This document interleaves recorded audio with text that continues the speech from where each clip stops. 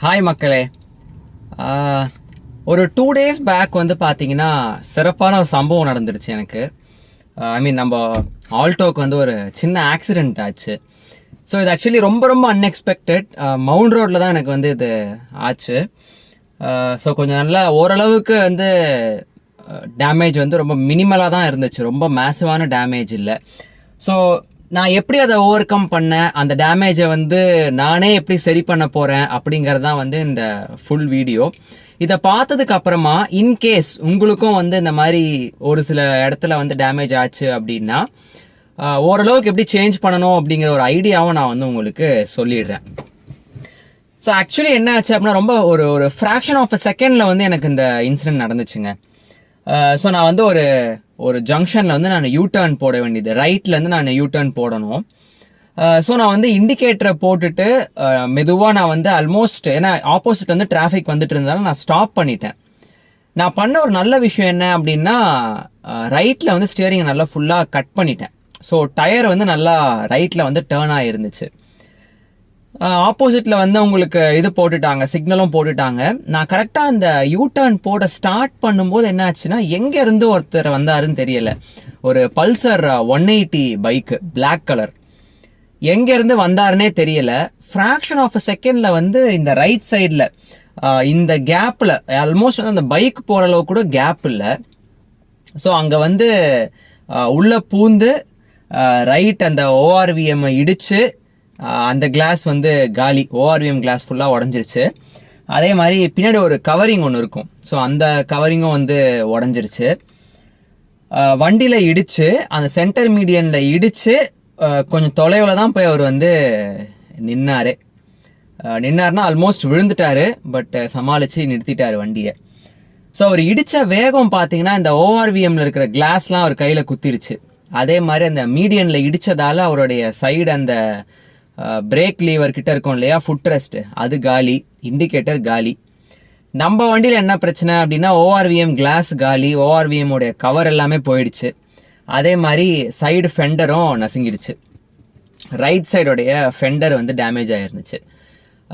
God's grace, வண்டி ரொம்ப பெரிய டேமேஜ் இல்லை. அதே மாதிரி ஃப்ரண்ட்டில் அந்த ரைட் சைடு பம்பரும் வந்து கொஞ்சம் டேமேஜ் ஆகிடுச்சு. பம்பரோடைய ஒரு சப்போர்ட் இருக்கும், ஸோ இதான் அந்த சப்போர்ட்டு. ஸோ இதுவும் வந்து ஃபுல்லாக டேமேஜ் ஆகிடுச்சு. எங்களுக்கு ஒன்றும் ப்ராப்ளம் அந்தளவுக்கு ஒன்றும் இல்லைங்க.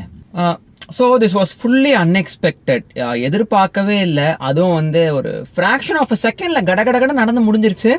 அவர் பார்த்தீங்கன்னா அந்த இடிச்சுட்டு போய் நின்ன உடனே கிளம்பி போயிட்டார். அவர் திரும்பி பார்த்தாரு, டக்குன்னு வண்டியை தூக்கிட்டு எஸ்கேப் ஆயிட்டார். ஸோ அங்கே இருக்கிறவங்களும் பார்த்தீங்கன்னா என்ன பண்ணுறதுனே தெரியலை அவங்களுக்கு. Because full and full mistake வந்து டூ வீலர் மேலே தான். நான் பண்ண ஒரு நல்ல விஷயம் ஆர் காட்ஸ் கிரேஸ் வந்து டயர் வந்து முக்கால்வாசி இம்பேக்ட் எடுத்திருக்கு. இந்த ரைட்டில் வந்து நான் ஸ்டியரிங்கை ஃபுல்லாக திருப்பினதால டயர் வந்து முக்கால்வாசி இம்பேக்ட் எடுத்திருக்கு. இப்போ நான் உங்களுக்கு வெளியில் போய் நான் உங்களுக்கு டேமேஜை காட்டுறேன் பாருங்கள். ஸோ இது ஆக்சுவலி வந்து நான் இந்த ஃப்ரண்ட்டு ஃபெண்டரையே நான் ஃபுல்லாக வந்து கழட்டிட்டேன். பிகாஸ் கழட்டிட்டு நானே வந்து கொஞ்சம் லைட்டாக ஹேமர் பண்ணி இந்த ஜாயிண்ட்லலாம் வந்து சரியாக ஃபிக்ஸ் ஆக முடியலை. அதெல்லாம் கொஞ்சம் வந்து நெளிச்சு விட்டுருக்கேன் இப்போதைக்கு ஃபிக்ஸ் பண்ணுற மாதிரி. ஸோ இங்கே பாருங்கள், உள்ள கிளாஸ் வந்து ஃபுல்லாக உடஞ்சிருச்சு. கிளாஸும் நான் வந்து தனியாக ஆர்டர் பண்ணியிருக்கேன். பின்னாடி வந்து இந்த ஒரு கவர் இருக்கும், இந்த கவரும் உடஞ்சிருச்சு. அதே மாதிரி கீழ் சைடில் இங்கே ஒரு கவர் இருக்கும், இந்த கவரும் வந்து உடஞ்சிருச்சு. பட் மெயின் வந்து இந்த மவுண்ட் தான். இந்த மவுண்ட் வந்து எனக்கு உடையாமல் இருந்தால இந்த யூனிட் என்னால் வந்து சேவ் பண்ண முடிஞ்சுது. இங்கே உங்களுக்கு தெரியுதுங்களா இந்த இம்பேக்ட்டு? ஸோ இந்த வீலு, அதே மாதிரி இந்த இடத்துல இந்த டயர், இந்த இடத்துல தான் வந்து ஃபுல்லாக வந்து இம்பேக்டே வாங்கியிருக்கு. ஸோ ஃபஸ்ட்டு டேமேஜு பம்பரில் இந்த இடத்துல டேமேஜ் ஆச்சு. இது ஃபுல்லாக வந்து அடிச்சு இருந்துச்சு. இந்த இடத்துல வந்து ஃபுல்லாக இந்த ஒரு கிளிப் ஒன்று இருக்குங்க, இந்த இடத்துலையும் வந்து டேமேஜ் ஆகிடுச்சு. ஸோ பெயிண்ட்டே வெளியில் வந்துடுச்சு. அதே மாதிரி பார்த்தீங்கன்னா பாடியில் வந்து எந்த டேமேஜும் கிடையாது. பட் நான் உங்களுக்கு ஃபெண்டர் இப்போ நான் உங்களுக்கு காட்டுறேன். இதுதான் வந்து ரைட் ஃபெண்டருங்க. இதுதான் வந்து இந்த இடத்துல இருந்துச்சு. ஸோ அதை நான் அப்படியே ஃபுல்லாக ரிமூவ் பண்ணிட்டேன். ரிமூவ் பண்ணுறது ரொம்ப ஈஸி. எப்படி ரிமூவ் பண்ணுறது அப்படிங்கிறத நான் உங்களுக்கு காட்டுறேன். இந்த இடத்துல தெரியுதுங்களா, இது வந்து இப்போ ஓரளவுக்கு தட்டி தட்டி நான் சரி பண்ணேன். இந்த இடத்துல வந்து பார்த்தீங்கன்னா இந்த இடம் ஃபுல்லாக வந்து உள்ளே போயிடுச்சு அப்படியே. ஸோ இந்த இடம் தெரியுதுங்களா? இப்போ வந்து உங்களுக்கு ஓரளவுக்கு வந்து நான் தட்டி தட்டி எடுத்ததால் வந்து உங்களுக்கு போயிட்டுருக்கோம். அந்த டென்ட் வந்து உங்களுக்கு அந்த அளவுக்கு தெரியாது. பட் நான் இப்படி வச்சு காட்டுறேன் பாருங்கள். ஸோ இந்த இடம் இருக்கு இல்லையா, இது வந்து அப்படியே ஃபுல்லாக உள்ளே போயிடுச்சு. இதை வந்து நான் கொஞ்சம் ப்ரெஸ் பண்ணி கொஞ்சம் ஹீட் வச்சு லைட்டாக தட்டி வந்து நான் ரெடி பண்ணேன். இந்த பார்ட் வந்து ஆல்ரெடி பெயிண்ட் அங்கே இடித்ததுலே வந்து போயிடுச்சு. இதுவும் வந்து பார்த்திங்கன்னா நல்லா வெளிப்பக்கம் வந்துருந்துச்சு. ஸோ அதெல்லாம் கொஞ்சம் லைட்டாக ஹேமர் பண்ணி இதை இப்போ நான் வந்து ஸ்ட்ரெயிட் ஆக்கியிருக்கேன். இது வந்ததால் என்ன ஆகிடுச்சுன்னா, இந்த பார்ட் இருக்குல்ல, இங்கே வந்து ஒரு நட்டு வந்து உள்ளே போகும். அந்த போல்ட் வந்து ஃபிக்ஸ் ஆகாமலே போயிடுச்சு. ஸோ இந்த ஃபெண்டர் வந்து ரிமூவ் பண்ணுறது ரொம்ப ஈஸிங்க. எப்படி எங்கே நட்டு இருக்குது அப்படிங்கிறத நான் முதல்ல காட்டிடுறேன். மெயினாக வந்து இந்த ஃபெண்டரை ஹோல்டு பண்ணுறது வந்து ஒரு 5 போல்ட்டுங்க. ஸோ என்ஜினை நீங்கள் அந்த பானட்டை ஓப்பன் பண்ணிங்கன்னா இங்கே 2 போல்ட் இருக்கும். ஓகேவா? இந்த 2 போல்ட்டை நீங்கள் எடுத்துடணும். இந்த ஹெட்லைட் கிட்டே இங்கே ஒரு சின்னதாக ஒரு த்ரெட் இருக்கும், ஒரு நட்டு ஒன்று இருக்கும், ஸ்க்ரூ ட்ரைவர் மாதிரி. ஸ்க்ரூ ட்ரைவர் வச்சு நீங்கள் இந்த நட்டை ரிமூவ் பண்ணிடணும். ஸோ மெயின் வந்து இந்த 2 போல்ட்டு. அதுக்கப்புறமா ஃப்ரண்ட் டோர் கிட்டே இந்த இடத்துல ஒரு போல்ட் இருக்கும். ஓகேங்களா? இந்த ஒரு போல்ட்டு. அப்புறமா கீழே பாடி கீழே பார்த்தீங்கன்னா இங்கே ஒரு போல்ட்டு. மொத்தம் 4 ஆகிடுச்சா? 5வது மெயின் வந்து பார்த்தீங்கன்னா பம்பர் கிட்டே இருக்கிற இந்த ஒரு போல்ட்டு. ஸோ மொத்தம் 5 போல்ட் இருக்கும். ஓகேவா? இந்த 5 போல்ட்டை நீங்கள் ரிமூவ் பண்ணிட்டீங்கன்னா இந்த ஃபெண்டர் வந்து அப்படியே வெளியில் வந்துடும். இந்த இடத்துல தான் நான் வந்து ஒன்று பார்த்தேன். நம்ம வந்து இந்த வண்டி வந்து எனக்கு ஆல்மோஸ்ட் ஒரு 6 இயர்ஸ் ஆகியிருக்கு. ஸோ நிறையா நம்ம வாஷ் பண்ணுவோம், வெயிலில் போயிருக்கோம், மழையில் நனைஞ்சிருக்கோம். அங்கே வந்து பாருங்கள், இந்த போல்ட்டு கிட்டெல்லாம் வந்து உங்களுக்கு ரஸ்ட் ஆகியிருக்கு. பட் இது எல்லாமே வந்து சர்ஃபேஸ் ரஸ்ட்டு தான். இது வந்து ரொம்ப பெரிய டேமேஜ்லாம் கொடுக்காது, வெறும் சர்ஃபேஸ் ரஸ்ட்டு தான். ஸோ இது நீங்கள் வந்து ஒரு சாண்ட் பேப்பர் வச்சு நீங்கள் தேய்ச்சிட்டு பெயிண்ட் பண்ணிங்கனாலே இது எல்லாமே சரியாயிடும். இது வந்து நான் என்ன பண்ண போகிறேன்னு தெரியலை. ஸோ இது வந்து நல்லா பெயிண்ட் வந்து கொஞ்சம் தேஞ்சிருச்சு. ஸோ இந்த வீலை வந்து நான் என்ன பண்ண போகிறேன்னு தெரியலை. ஒன்று நான் என்னுடைய ஸ்பேர் வீலை வச்சு நான் ஸ்வாப் பண்ணணும், இல்லை அப்படின்னா இது ஏதாவது நான் பெயிண்ட் பண்ண முடியுமா அப்படிங்கிறத நான் பார்க்கணும். அதே மாதிரி இந்த இடத்துல பார்த்தீங்கன்னா இதுதான் வந்து வாஷரோடைய கண்டெய்னருங்க. இங்கே வந்து ஒரு மோட்டார் இருக்கும், அதாவது இந்த வாஷருக்கான பம்ப் இங்கே இருக்கும். முன்னாடியே இந்த பம்ப் வந்து கொஞ்சம் வீக்காக தான் இருந்துச்சு இந்த காரில். ஸோ ரொம்ப வேகமாக வந்து ப்ரெஷர் வந்து இருக்காது. இப்போ வந்து இடித்தது என்ன ஆச்சுன்னு தெரியலை, இந்த பம்ப் வந்து சரியாக வேலை செய்யலை. ஸோ அதனால் அதையும் நான் வந்து ஆர்டர் பண்ணியிருக்கேன். அதுவும் வந்து நான் உங்களுக்கு காட்டிடுறேன், எப்படி ஃபிக்ஸ் பண்ணணும் எல்லாமே வந்து இப்போ உங்களுக்கு நான் கிளியராக காட்டிடுறேன். ஸோ இப்போ வந்து அப்படியே இந்த பம்பர் எல்லாமே வந்து எனக்கு கொஞ்சம் அப்போ வெளியில் வந்துருச்சு. பட் வந்து நான் லைட்டாக எடுத்து இப்படி ஃபிக்ஸ் பண்ணி தான் நான் ஓட்டிகிட்டே வந்தேன். ரொம்ப மேனேஜபிள் விஷயமாக தான் இருந்துச்சு. அதே மாதிரி இன்னும் ஒரு போல்ட் வந்து இருக்கும். அது எங்கே இருக்கும்னா, இந்த விண்ட்ஸ்க்ரீன் கிட்ட இந்த ஒரு கவரிங் மாதிரி ஒன்று இருக்கும். இதை வந்து அவங்க கவுல் கவர் அப்படின்னு சொல்லுவாங்க. இந்த இடத்துல ஒரு போல்ட் இருக்கும். ஸோ 5 போல்ட்டு கிடையாது, மொத்தம் பார்த்திங்கன்னா 1 2 3 4, கீழே அங்கே ஒன்று 5, இங்கே ஒன்று 6, மொத்தம் 6 போல்ட்டு, ஒரு நட்டு. இதை நீங்கள் கழட்டினீங்கனாலே வந்து இந்த ஃபெண்டர் வந்து வெளியில் வந்துடும். பட் இதில் ஒரு முக்கியமான விஷயம் என்னென்னா, எவ்வளோ டஸ்ட்டு சேர்ந்துருக்குன்னு பாருங்கள். இந்த இடத்துல உங்களுக்கு பார்த்தீங்கன்னா தெரியும் பாருங்கள் எவ்வளோ டஸ்ட்டுன்னு. நான் ஜஸ்ட் இப்படி வைப் பண்ணுறேன் பாருங்கள்.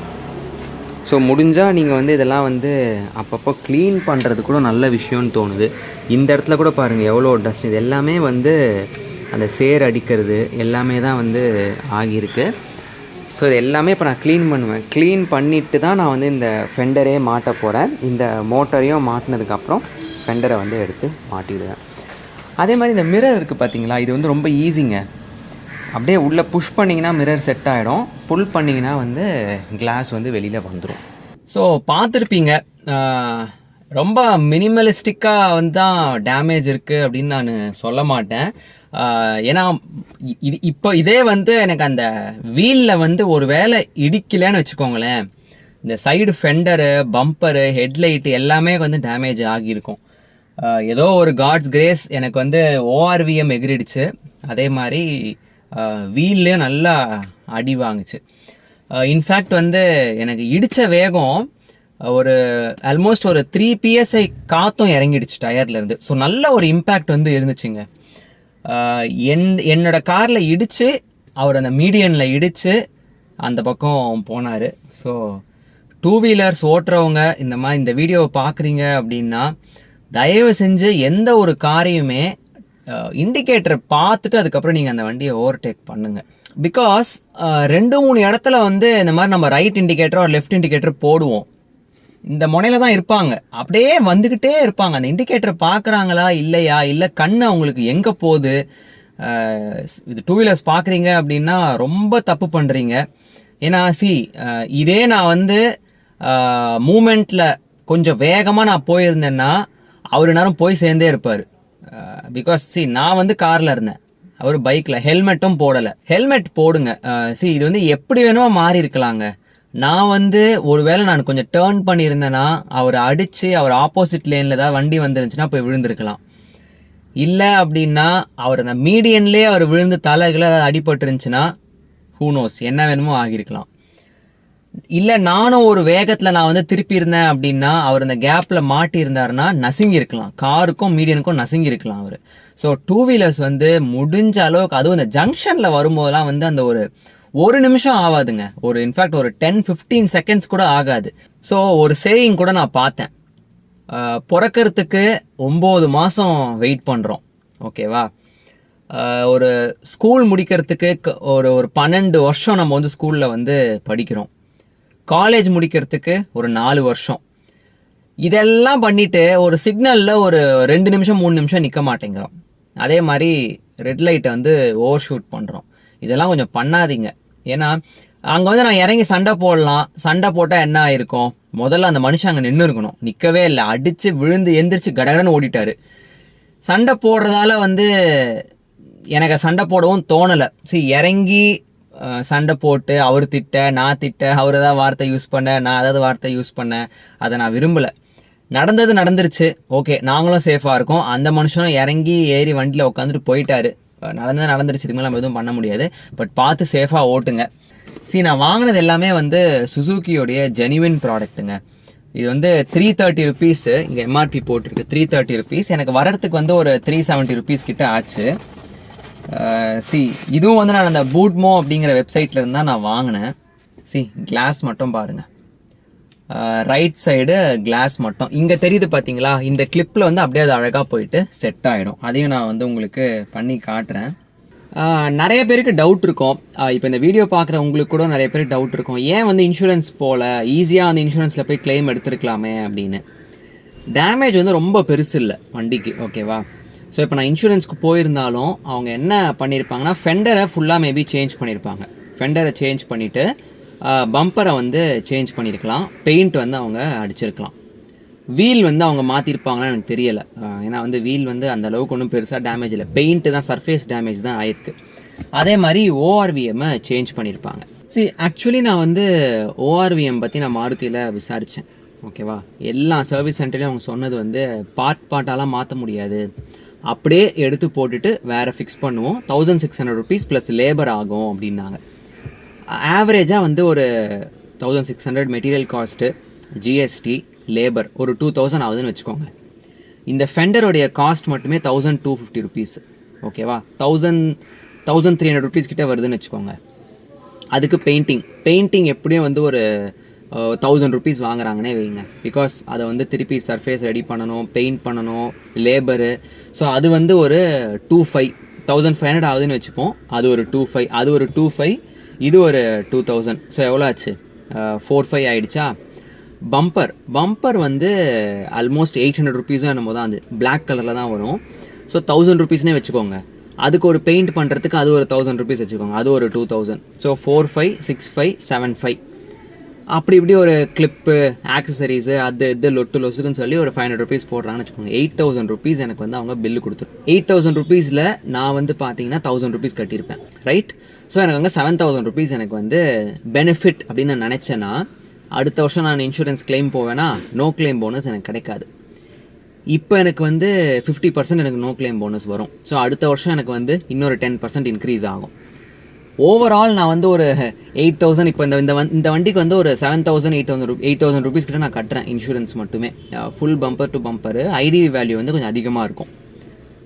ஒரு 8,000 ருபீஸில் எனக்கு வந்து நான் வந்து நோ கிளைம் போனஸே இல்லைன்னு வச்சுக்கோங்களேன். அடுத்த வருஷம் எனக்கு என்ன ஆகும், அது வந்து ஒரு 8,500 9,000 ருபீஸும் எனக்கு ஆகும். அந்த நோ கிளைம் போனஸ் நான் வாங்கினேன் அப்படின்னா ஒரு 6,000 ருபீஸ் ஆர் 6,500 ருபீஸ் கிட்ட தான் எனக்கு ஆகும். ஸோ எனக்கு அங்கே ஒரு 3,000 ருபீஸ் லாஸு, இங்கே ஒரு 1,000 ருபீஸ் லாஸு. ஸோ 4,000 ருபீஸ் எனக்கு வந்து கையிலேருந்து போயிடும். ஸோ ஆவரேஜாக எப்படி பார்த்தாலும் எனக்கு லாபம் வந்து 3,000 ருபீஸ். 3,000 to 4,000 ருபீஸ் எனக்கு ஆகும். யோசித்தேன். இப்போ எனக்கு வந்து பார்த்தீங்கன்னா 1,000 ரூபா கிட்ட தான் எனக்கு செலவே ஆச்சு. என்னென்னா இது வந்து ஒரு 350, ஓகேவா, 350 ருபீஸ் ஆச்சு. கவர் வந்து ஆர்டர் பண்ணியிருக்கேன் அந்த மிரருக்கு. அது வந்து பார்த்தீங்கன்னா அது ஒரு 300 ருபீஸோ நம்ம தான் ஆச்சு. ஸோ எவ்வளோ ஆச்சு, 350 + 300 650. பெயிண்ட் வந்து வாங்கியிருக்கேன் இந்த அப்பார் அப்படிங்கிற ஒரு பிராண்ட்லேருந்து. இது வந்து கிளியர் கிளாஸ் கோட்டு. ஆக்சுவலி அந்த செருலின் ப்ளூ வச்சு தான் நான் வந்து ஸ்டாண்டு மாதிரி இப்போ யூஸ் பண்ணி வீடியோ எடுத்துகிட்ருக்கேன். நான் அதையும் நான் காட்டுறேன் உங்களுக்கு. ஃபுல்லாக வீடியோட எண்டில் வந்து வண்டி கம்ப்ளீட் பண்ணும்போது எப்படி இருக்குது, எப்படி என்ன ஃபினிஷ் கொடுத்துருக்கேன் அப்படிங்கிறதையும் உங்களுக்கு காட்டுறேன். இது வந்து எனக்கு வந்து ஒரு 400 ருபீஸ் ஆச்சுங்க.